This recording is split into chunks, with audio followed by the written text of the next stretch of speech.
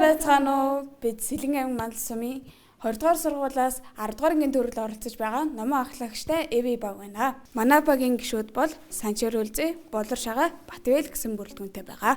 Манай эхний бүтээгдэхүүн маань болохоор часарны өтгөрүүн шүүс байгаа. 20 дахь бүтээгдэхүүн маань болохоор ингээд часарныхаа шүүсний дараа шаар үлээд шаарнаас нь гарсан тастай холсон шаар тас байгаа.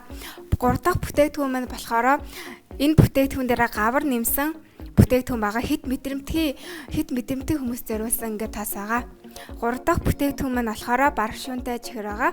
5 дахь бүтээгдэхүүн маань болохоор ингээ амны цэцлэг байгаа. 6 дахь бүтээгдэхүүн нь болохоор өглөөний үеийг эрүүл жигнэг байгаа. Эдгээр бүтээгдэхүүн үр дүн гэх юм бол би өөр дээр авахад би 2-7 хоногийн өмнө ханаа төрсөн. Тэгээ эдгээр бүтээгдэхүүнээ би өөрөө хэрэгжилж үзээд би тосоо түрхээд найруулдаг жүүсээ ингээд найруулж уугаад хэрэглэснээрээ миний ханаад айгүй хурдан эдгэрсэн.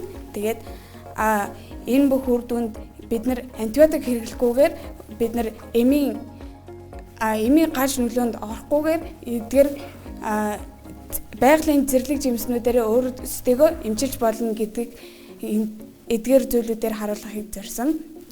Тэгээд бидний дараагийн зорилго бол эдгээр бүтээгдэхүүнийхаа савлгаа болон эдгээр зүйлүүдээ улам сайжруулах гэсэн зорилготой байгаа. Бид нар ингээд судалгаа явуулж үзээд нэг айл өрөөх ингээд 7 хоногт эм болон антибиотикт 50-70 мянган төгрөг зарцуулдаг. Тэгээд манай бүтээгдэхүүн маань болохоор ингээд 20 мянга тэгээд дотроо ингээд бүхэн багтсан ингээд эрүүл аргаар ингээд эрүүлжүүлэх байгалийн аргаар тэгээд ямар ч ингээд эмний гаж нөлөө байхгүй. Тэгээд урт хугацаанд эмийг хэрэглэхээр ингээд хорт хавдар үүсдэг. Үүнээс сэргийлээд бид нар энэ бүтээгдэхүүнийг хийсэн байгаа.